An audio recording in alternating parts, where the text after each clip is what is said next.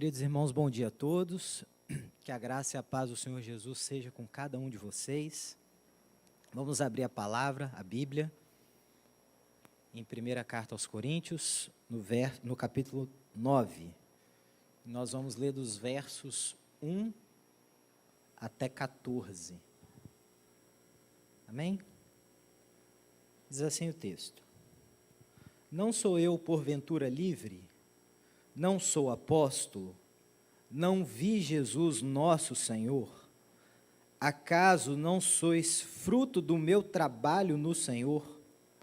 Se não sou apóstolo para outrem, certamente eu sou para vós outros, porque vós sois o selo do meu apostolado no Senhor. A minha defesa perante os que me interpelam é esta: não temos nós o direito de comer e beber? E também o de fazer-nos acompanhar de uma mulher cristã, uma mulher irmã, como fazem os demais apóstolos e os irmãos do Senhor e Cefas? Ou somente eu e Barnabé não temos direito de deixar de trabalhar? Quem jamais vai à guerra à sua própria custa? Quem planta vinha e não come do seu fruto? Ou quem apacenta um rebanho e não se alimenta do leite do rebanho? Porventura falo isto como homem, não o diz também a lei? Porque na lei de Moisés está escrito: não atarás a boca do boi quando pisa o trigo. Acaso é com bois que Deus se preocupa? Ou é seguramente por nós que ele o diz? Certamente que é por nós que está escrito: pois o que lavra, cumpre fazê-lo com esperança. O que pisa o trigo, faça-o na esperança de receber a parte que lhe é devida. Se nós vos semeamos as coisas espirituais, será muito recolhermos de vós bens materiais?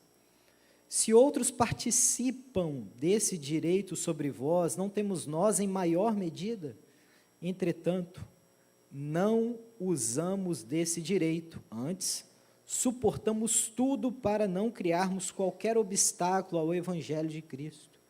Não sabeis vós que os que prestam serviços sagrados no próprio templo se alimentam? E quem serve ao altar, do altar tira o seu sustento? Assim ordenou também o Senhor aos que pregam o Evangelho, que vivam do Evangelho. Vamos fechar os nossos olhos e orar ao Senhor? Deus eterno, ilumina as nossas mentes. Capacita-nos, ó Pai, para sermos confrontados com a verdade da Tua Escritura. A nossa igreja, Senhor, não vive o que lemos. E isso nós precisamos, ó Pai, acertar na nossa vida. Nós precisamos, ó Pai, colocar em ordem a nossa casa. Ajuda-nos, ó Deus, a crescermos. Nós precisamos evoluir, Senhor, nos ajuda. Tem misericórdia de nós. Em nome de Jesus. Amém. Queridos irmãos, nós não vivemos isso aqui. Isso é claro, né? Aqueles que pregam o Evangelho, que vivam do Evangelho. Inclusive, Paulo é muito claro em dizer aqui, que não somente é direito do pastor ser sustentado e receber o seu salário, é um direito dele, ele deve viver assim, é a regra. Ele também deve ter um sustento financeiro necessário, justo e razoável para que a família dele, nós também não temos direito de sermos acompanhados de uma esposa, de uma irmã no nosso ministério. Nós temos 8 pastores aqui na nossa igreja. Um pastor é assalariado. Mas o único pastor que é assalariado, o valor que ele recebe, isso que inclusive foi discutido em assembleia, o valor que ele recebe é um valor muito baixo. E se não fosse a esposa do Aníbal Vitral, a Renata, também trabalhar, a família deles ia passar fome, e isso foi levantado aqui, a gente sabe que paga um salário muito baixo. Então, nós estamos falhando. Se em todas as partes dessa primeira carta aos Coríntios, alguém ainda pode dizer assim: eu não fui confrontado com nada, até agora eu só estou olhando para o lado e falando assim, ó, está ouvindo? Você precisa melhorar, tá? Nessa parte aqui está todo mundo errado na nossa igreja. Nós não temos condição de sustentar sequer a família de um dos nossos pastores. Então, nós estamos errados. E nós precisamos entender, irmãos, o que Paulo está querendo dizer aqui. Quando nós tratamos aqui do capítulo 9 da primeira carta aos Coríntios, Paulo não está ensinando simplesmente os direitos de um pastor, os direitos de um plantador de igrejas. Paulo está dando continuidade ao que ele começou a ensinar no capítulo 8. O capítulo 8 nós aprendemos aqui, nas semanas anteriores, que se trata de liberdade cristã, liberdade e amor. Portanto, como nós aprendemos que devemos exercer os nossos direitos? Abrindo mão dos nossos direitos em amor. Paulo estava ensinando aqui no capítulo 8, que nós temos a liberdade, em Cristo nós nos fizemos livres. Mas existiam dois tipos de crentes na igreja, os crentes de consciência fraca e crentes de consciência forte. É assim que ele divide. Os que se escandalizavam com aqueles que comiam a carne sacrificadas aos ídolos, e os que entendiam, esses são os crentes fracos, e os que entendiam que o comer a carne não vai me contaminar. O que vai colocar para dentro para alimentar meu corpo físico não vai deixar de fazer com que a compra de Cristo por mim na cruz do Calvário deixe de acontecer. Então, esses são os crentes fortes. Mas Paulo vai dizer para esses dois grupos: vocês dois estão errados. Você, crente de consciência forte, por que você come carne e escandaliza o seu irmão? Você, crente de consciência fraca, por que você insiste em se escandalizar com aquilo que não é escandalizável? Paulo chega num denominador comum.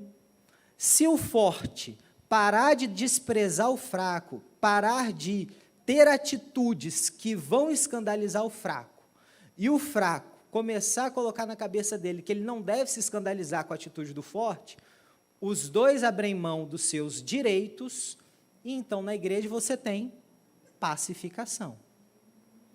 Nós temos então no capítulo 8 a teologia, nós temos o ensino, nós temos o dever ser, o em abstrato.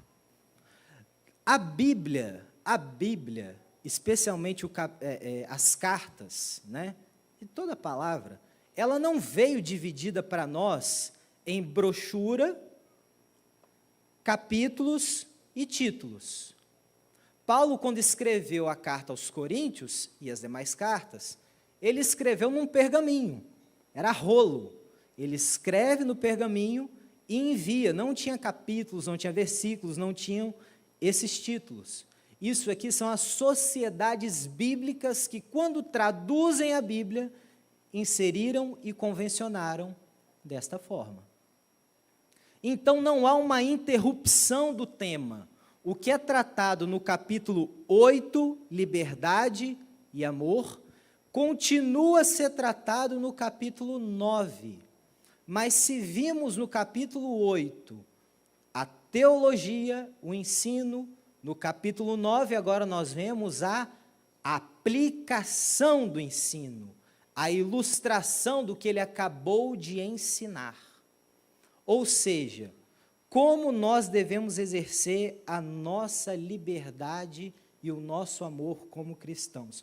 Qual é o ponto de partida para nós vivermos em favor do nosso próximo?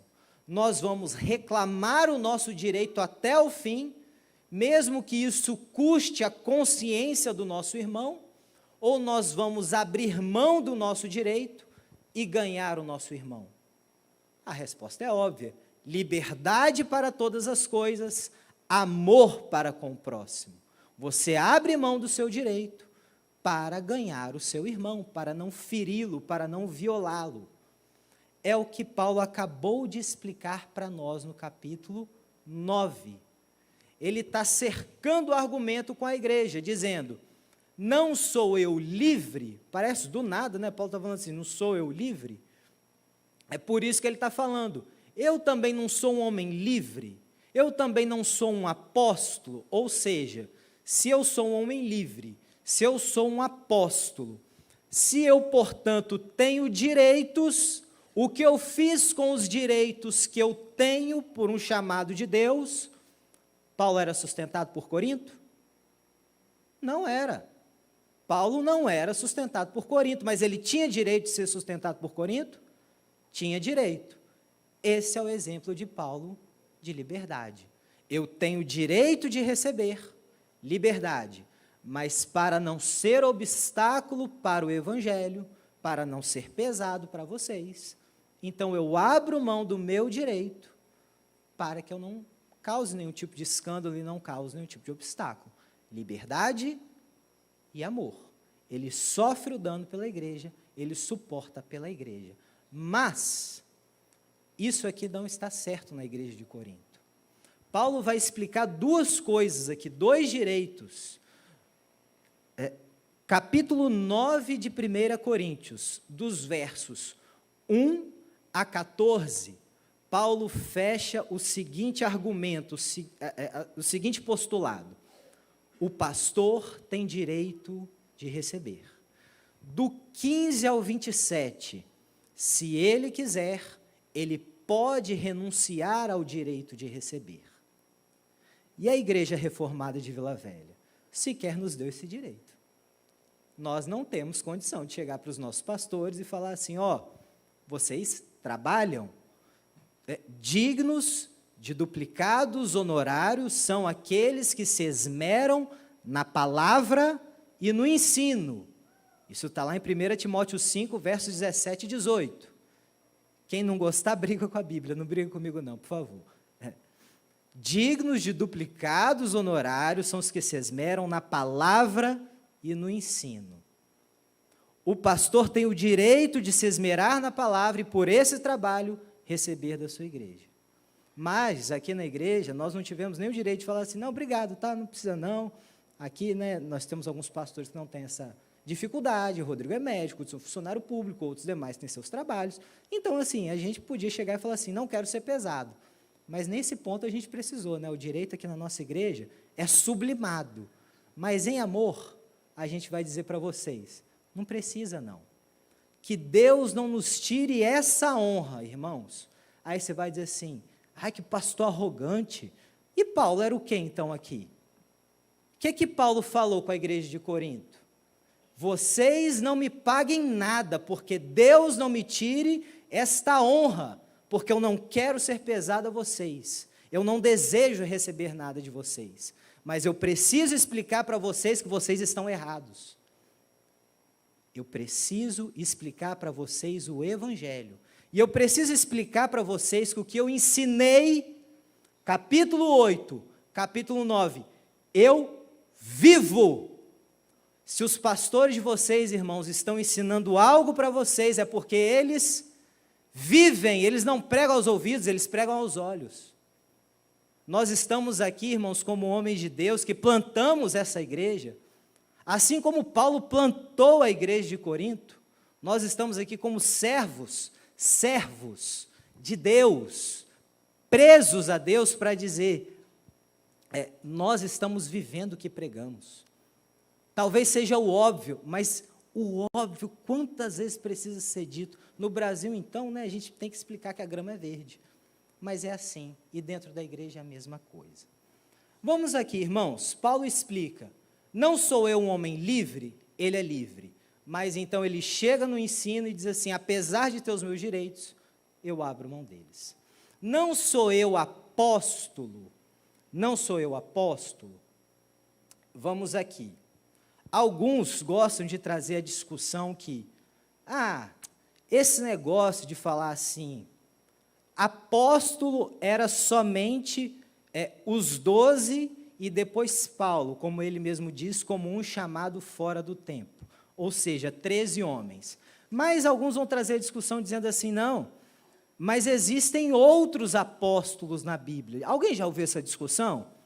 Por exemplo, Júnia era apóstola, uma mulher apóstola, era uma mulher de fato, que as cartas ali estão falando. Epáfras, Barnabé, eram apóstolos? E aí? Eram apóstolos. Mas agora eu estou confundido. Apóstolos não eram os 12, né? Matias depois que entrou no lugar de Judas, e depois só Paulo, um chamado fora do tempo, os 13 homens. Aí que está, irmãos. Vamos entender de vez essa questão relacionada a apóstolo. Inclusive, se alguém fora quiser se chamar de apóstolo, eu não tenho problema nenhum com esse irmão.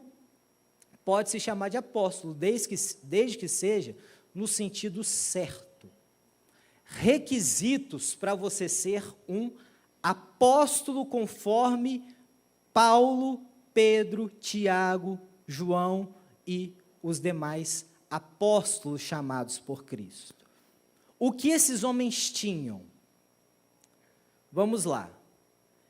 Eles eram testemunhas oculares do Cristo ressurreto.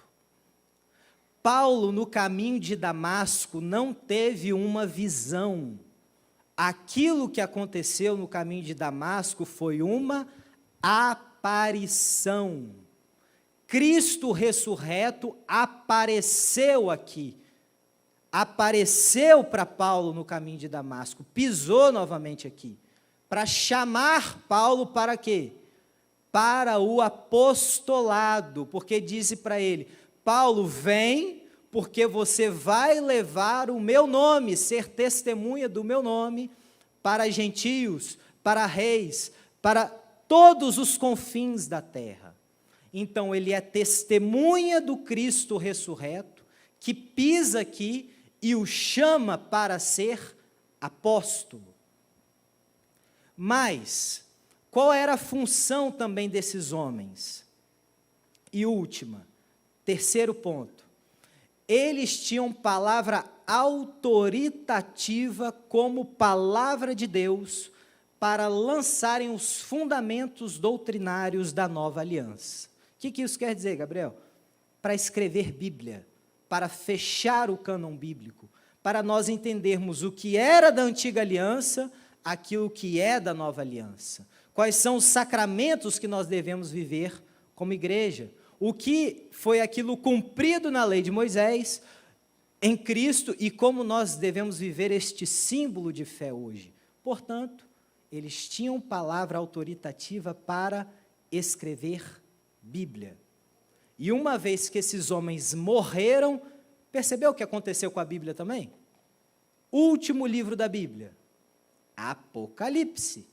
Apocalipse escrito no final do primeiro século, pelo último apóstolo, que depois morreu, João. Acabaram os apóstolos, fechou-se o cânon, não tem mais ninguém assim, né? Então, se alguém tem mais de 2000 anos, viu Cristo ressurreto, teve um chamado desse, e mais, esse chamado é confirmado por sinais miraculosos da parte de Deus, esse homem era apóstolo. Quem tem essas características? Paulo e os outros 12. Só. Mas e como fica a situação, por exemplo, de Epáfras? É só você ver o que aconteceu com ele. Epáfras foi chamado para que ele levasse como apóstolo os suprimentos, o sustento financeiro para Paulo. Então, apóstolo, nesse sentido de Epáfras, até mesmo de Barnabé, de outros mais, que podem aparecer na Bíblia, significa mensageiro, significa correspondente, representante, uma pessoa enviada para um propósito específico. Epáfras era o apóstolo designado pela igreja para levar, da igreja de Filipos, para levar suprimentos a Paulo. Qual era a missão dele? Leve os suprimentos. Esse era o apostolado de Epáfras. Não era lançar bases da doutrina da igreja. Não era ser a testemunha ocular. Deu para entender, irmãos? Apóstolo, como os 13, apóstolo como mensageiro. Se eu mandar uma carta aqui, falar assim, criancinha, sobe lá e leva essa carta aqui para os professores, vai ser a apóstola do pastor Gabriel para levar uma mensagem, pode ser assim, mensageiro. Então, Paulo está falando no sentido do apostolado dele, é nesse ministério, nesse sentido dele falar assim, vocês são, foi o que nós lemos, o selo do meu apostolado. Porque o que Paulo fez em Corinto? Pregou, plantou a igreja, levou a doutrina, levou o evangelho, e essa palavra foi selada com sinais miraculosos da parte de Deus, e a igreja existiu. Então, o que Paulo está falando? Se a igreja, se outros querem questionar o meu apostolado, ele pode pensar assim, ainda vai, mas Corinto, que eu fiquei 18 meses plantando essa igreja, Corinto vai me questionar? Irmãos, aí você vai falar assim, Gabriel, por que você está falando assim? Porque semana passada, teve um sujeito que falou comigo assim, quero ver fazer eleição para pastor lá na igreja, vai ter gente que não vai ser eleita de novo. E aí? A palavra é necessária ou não é para vocês? A IRVV tem ou não tem que ouvir determinadas verdades? A gente precisa ou não precisa comparar vocês com Corinto o tempo todo? E o problema é que a igreja nunca coloca, nunca serve a carapuça, a pessoa nunca acha que é para ela. Nós estamos já em 9 capítulos, irmãos, e a gente ainda tem que ouvir determinadas palavras que doem no nosso coração. Mas a gente vai falar a verdade. Porque não estamos aqui, observe os irmãos. Até o Rodrigo falou isso comigo ontem, falou assim, Gabriel, às vezes você vai muito incisivo na mensagem. Cuidado, porque às vezes o pessoal vai ficar com raiva de você. Aí eu disse assim, fica tranquilo, que eu não estou nem um pouco preocupado de ter gente gostando ou não gostando de mim. Então, assim, eu estou sossegado para chegar aqui e falar o que a Bíblia me mandar falar. Confrontar o pecado que nós precisamos confrontar. Fazer o que nós precisamos fazer. Vamos continuar aqui, porque diz assim, Paulo vai trazer alguns fundamentos a esse direito. O primeiro fundamento que ele trouxe é que ele era apóstolo. Lembra dos direitos que ele tinha? Dele ser casado, e segundo, que ele podia ser, que ele deveria ser, sustentado. Ele podia ser casado, se fazer acompanhar, ele podia e deveria ser sustentado. É o direito dele. Fundamento do direito, primeiro, ele era apóstolo. Segundo, nós temos aqui 5 argumentos para dizer a respeito de Paulo. Paulo vai usar depois o chamado senso comum. O que ele está falando aqui? Ele está falando do soldado que vai para a guerra, ele fala do agricultor que planta, e ele fala do pastor de rebanho de ovelhas. Aí ele diz assim, porque qual é o soldado que vai à guerra à sua própria custa? Ou então, qual é o agricultor que planta e não espera comer daquilo que ele plantou? Ou então, qual é o pastor que cuida do rebanho e não espera beber do leite daquele rebanho? Aqui está muito claro, basta a gente ler o texto. Ora, por óbvio, se aquele que trabalhou espera o resultado, os benefícios do seu trabalho, ora, e o pastor que plantou bens espirituais, que são muito maiores, ele não pode receber os bens materiais? É a pergunta retórica de Paulo. Por acaso eu e Barnabé não comemos? Por acaso eu e Barnabé não temos direito de beber? Não temos direito de nos vestir? Vejam, irmãos, a igreja de Corinto deixou Paulo passar necessidade. Deixou Paulo viver assim, no pouquíssimo que ele tinha, quase passando fome, porque ele vai falar isso na segunda carta. Vocês me deixaram passando privações, e ainda assim eu não requeri o meu direito. Aí a gente recebe informações de que às vezes tem pastor na igreja passando necessidade. Ah, é lá? É daqui. Que a gente tem que falar assim, irmão, como é que você está? Aí fala assim, não, a coisa tá feia. Está atrasada, minha esposa está aqui chorosa, a coisa está difícil, mas eu disse para ela, perde seu orgulho, que a gente tem que seguir em frente. Aí vem alguns pastores, se reúnem, chegam para o pastor que está passando necessidade e falam assim, vamos ajudar ele lá. Mas veja, isso veio do rebanho? Aí vai falar assim, não. Mas até o Hudson comentou comigo que determinado pastor certa vez chegou aqui na igreja, e ele chegou sujo, suado, com roupa, com uniforme de trabalho, foi rapidinho ali no banheiro, trocou e veio para cá. Ah, mas como a igreja não se compadeceu do pastor. E quando a gente olha, irmãos, parece assim, a gente precisa ser prático na mensagem, até isso estão cobrando a gente, né? Aí você olha assim, abril de 2023, dízimos da igreja, 64 mil, o pastor Rodrigo colocou aqui. Aí a gente ganha membros, a igreja nitidamente está mais cheia. Dízimo de abril de 2024, 51 mil. Caiu 13 mil de um ano para o outro.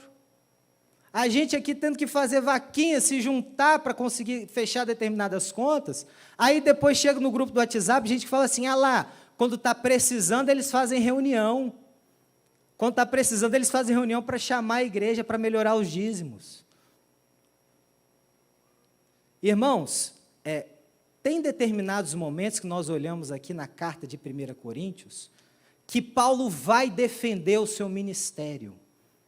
Tem determinados momentos aqui que nós vemos, acabou caindo comigo, seja o capítulo 4 de 1 Coríntios, seja o capítulo 9 de 1 Coríntios, caiu comigo. Paulo ele vai chegar e vai defender o ministério dele. Quando a gente olha nos comentaristas bíblicos, outros pastores mais experientes que pregam essas mensagens, eles falam assim, olha irmãos, tem momentos que você vai tentar constranger assim, vamos ver se a pessoa percebe, se a ficha cai. Mas tem determinados momentos que o pastor tem que chegar na frente da igreja e defender o seu ministério. Pastor não é um homem eunuco, pastor não é um boneco de cera, pastor não é um homem sem fibra, pastor não é um homem sem ânimo, pastor não é um homem castrado, pastor é um homem corajoso, pastor é um homem que chega na frente do rebanho e sabe explicar a palavra de Deus, que se ele tiver que abrir o peito na linha de tiro, ele vai e abre o peito na linha de tiro. E se ele tiver que fazer isso dentro da casa dele, ele vai fazer. E é o que nós vamos fazer. Porque qual soldado que vai para a guerra e não recebe? Então, o que Paulo está falando aqui? Que nós somos soldados. E se tiver que ser debaixo de tiro, debaixo de bomba, a gente vai ter que suportar o ministério. Mas a gente vai defender a trincheira. A trincheira não vai cair. Só debaixo do nosso cadáver, E olhe lá, que Deus nos defenda. Então, veja, irmãos, ele era apóstolo, ele era, depois, senso comum, soldado, pastor e agricultor. Depois ele vai para a lei do Antigo Testamento, para explicar essa parte para vocês. Qual é o boi que debulha e não pode pastar? É isso que está acontecendo. No Antigo Testamento você jogava o trigo, nos tempos antigos, você pegava o trigo, jogava ele no chão, na chamada eira. Você pegava o boi, e como o boi é pesado, ele ia pisando. Então, à medida que você pisa forte, passa o carro em cima, o trigo, os grãos do trigo vão saindo daqueles pêndulos, aí depois só fica aquela palha, você tira a palha, queima, e você fica com os grãos do trigo, que eles sim são importantes para o alimento. Deus chegou na lei e falou assim, quando o boi estiver debulhando, quando o boi estiver passando os pisos, a pisada dele, passando o carro em cima dos pêndulos de trigo, se ele quiser se alimentar, se ele quiser pastar, não ate, não amarre a boca do boi para ele não comer, porque ele está trabalhando, e quem trabalha, come. Quem trabalha, come. Aí Paulo vai fazer a seguinte pergunta assim: é com bois que Deus está preocupado? É com bois que Deus está preocupado? Por certo, Deus está preocupado com os obreiros, com os servos, com os seus trabalhadores. Então, se o boi, na lei do Antigo Testamento, se ele passa o carro, ele debulha o trigo, a boca dele está solta, se ele quiser comer, ele pode comer. Quanto mais os trabalhadores da obra de Deus. Depois, a outra lei que Paulo vai usar é o mandamento de Jesus. Nós temos aqui, mandamento do Senhor, por mandamento do Senhor, é ordenado que aqueles que trabalham na obra de Deus vivam do Evangelho. Aí vai dizer assim, qual o momento que Jesus fala isso? Em Lucas 10, quando Jesus envia 70 discípulos, em duplas, 2 a 2, Jesus vira para eles e fala assim, vocês não vão levar alforge, não vão levar capa, não vão levar mala, vocês não levem bagagem. À medida que vocês forem pregando e as casas forem recebendo as mensagens de vocês, entra na casa, come e dorme naquele lugar. Não fica mudando de um lugar para o outro, não. Fica naquela casa. Porque digno é o obreiro do seu salário. Trabalhou, levou o evangelho, você pode se alimentar daquilo porque você trabalhou. Então, é um mandamento do Senhor. Lucas 10, verso 7. E, por fim, a lei, na verdade, a prática do Antigo Testamento, o Senhor falou assim, levitas e sacerdotes vão ter porção na terra, sim ou não? Levitas e sacerdotes tinham porção na terra, sim ou não? Qual era a porção deles? Eles iam ficar no templo. Aí você levava a oferta. O melhor da oferta ia para quem? Para o levita e para o sacerdote. Vamos supor, você levou um pedaço inteiro aqui do animal que ia ser sacrificado. Se o levita e o sacerdote do Antigo Testamento quisesse pegar o filé mignon, a picanha, ele podia pegar para ele se alimentar, com o restante ele fazia a oferta, ele fazia o sacrifício. Então, Paulo vai falar a mesma coisa aqui de novo.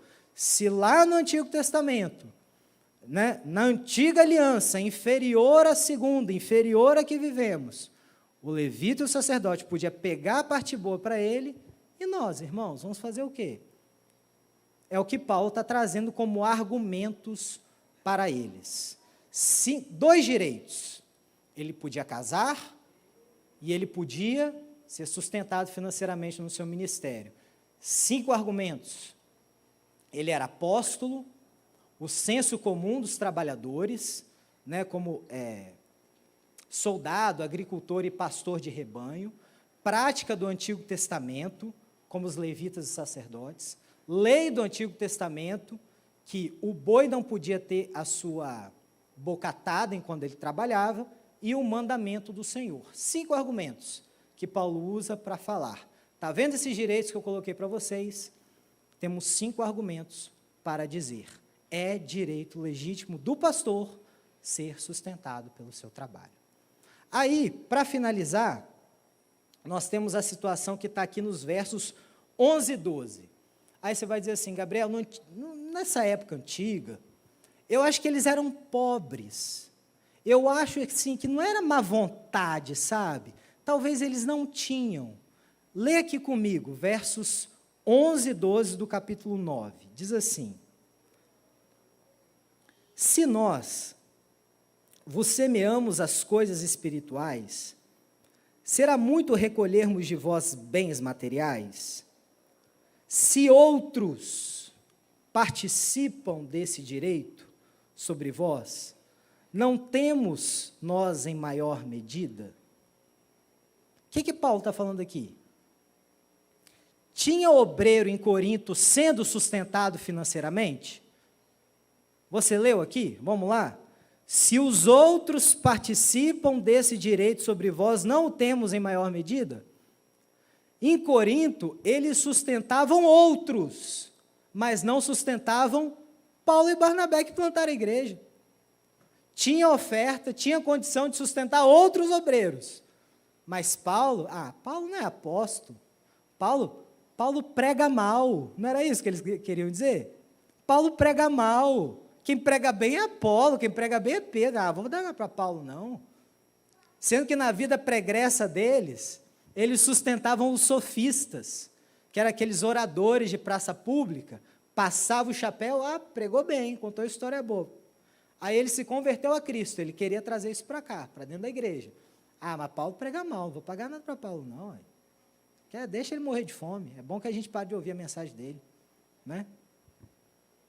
Então, eles tinham condição de sustentar outros e não tinham condição de sustentar Paulo e Barnabé, os plantadores da igreja. Meus irmãos, eu já vou finalizar por aqui. Graças a Deus, né? Já vou finalizar por aqui. Mas vejam bem, irmãos, após a nossa grande exposição, depois de tanto tempo em 1 Coríntios, a grande pergunta que fica para nós é: será que nada valeu?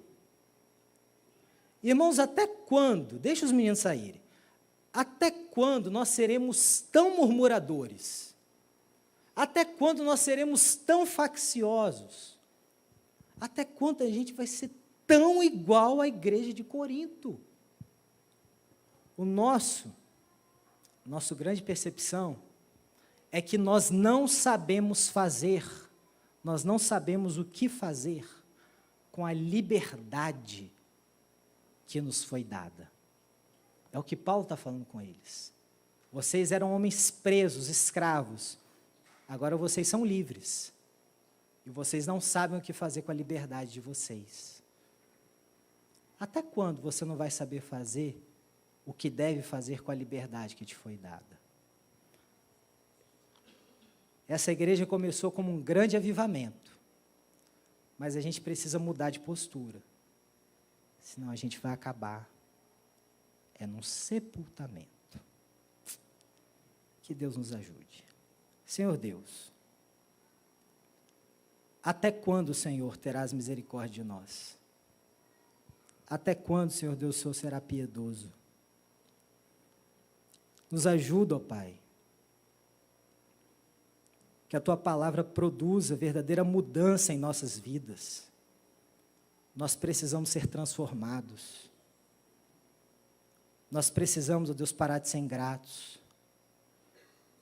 Nós brincamos com a misericórdia divina. Sabemos que ela se renova a cada manhã, mas nós não conseguimos nos olhar no espelho. Nós só conseguimos dar nota 10 para nós. Ó Senhor Deus, tem misericórdia da nossa arrogância. Como o Senhor teve misericórdia de nós em nos comprar na cruz do Calvário. O Senhor fez o que nós de fato não faríamos. Mas graças te damos, ó Pai, porque se ouvimos a Tua palavra hoje, todos nós, inclusive este pregador, é porque ainda há esperança para nós. Nós podemos mudar, nós podemos corrigir o nosso rumo. O Senhor pode nos colocar de volta no caminho do primeiro amor, da felicidade, da gratidão. Tem misericórdia, Deus, continua conosco, põe a Tua mão sobre nós. E que a graça do Senhor Jesus, o amor de Deus, as doces e eternas consolações do Espírito Santo, sejam com todos vós hoje e sempre. Amém.